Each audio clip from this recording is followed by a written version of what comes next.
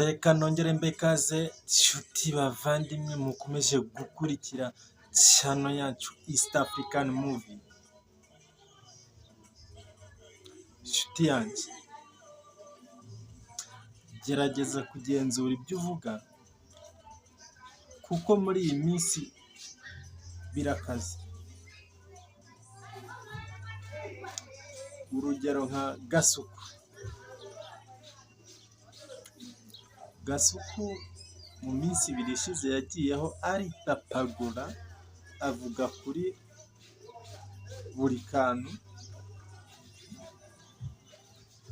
avuga ko yari akwiye gufungwa rwose kuko nta kindi ashoboye. Yewe arihandagaza avuga ko uwo musore atazava no muri gereza. Hadaciye kabiri buri kantu ahita asohoka muri gereza rwose. Abantu bose birabatangaza.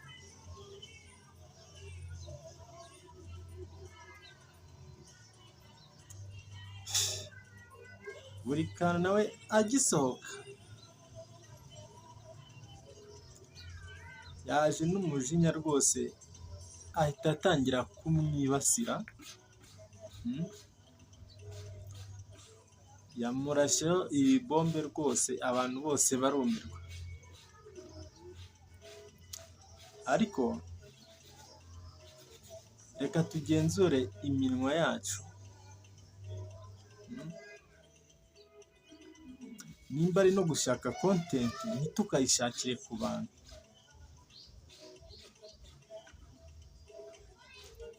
Ibyo rwose ntago bibereye umuntu, umugabo uzi ubwenge.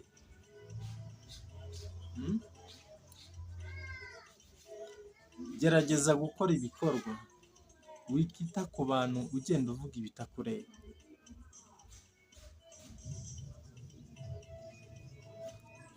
Ngira ngo murabizi neza abavuga abandi uko bibagendekera. Urugero murarufite.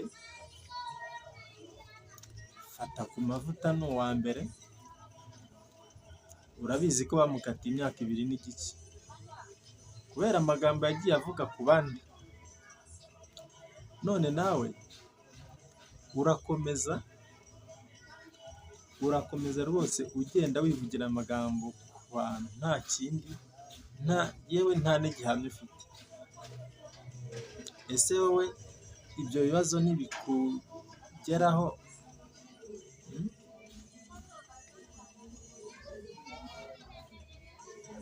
Tuzakugenza gute brother? Gerageza kureba ibikureba, wikita ku bitakureba. Buriya rero abantu bazira umunwa wabo. Mu minsi mike dushobora tukumva ngo bagutambikanye. Tangire wandika usaba imbabazi kubera amagambo wagiye uvuga ku bantu. Ese wowe ubona ukora ibikorwa bizima ko kwibasira umuntu nta gihamya ufite?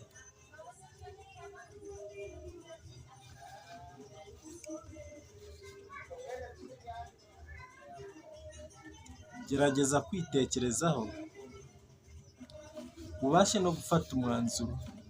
Ujye uvuga ibizima, urekane n'ubuzima bw'abantu.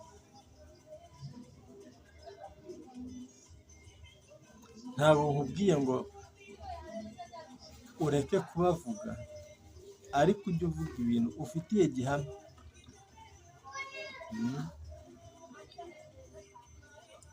Bitabaye ibyo bishobora kuzagukoraho rwose.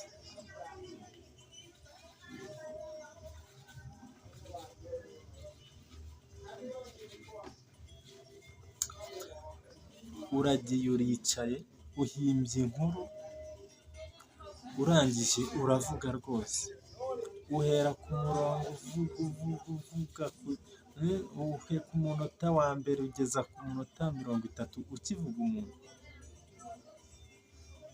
My brother, nta mahirwe rwose uzabigiriramo.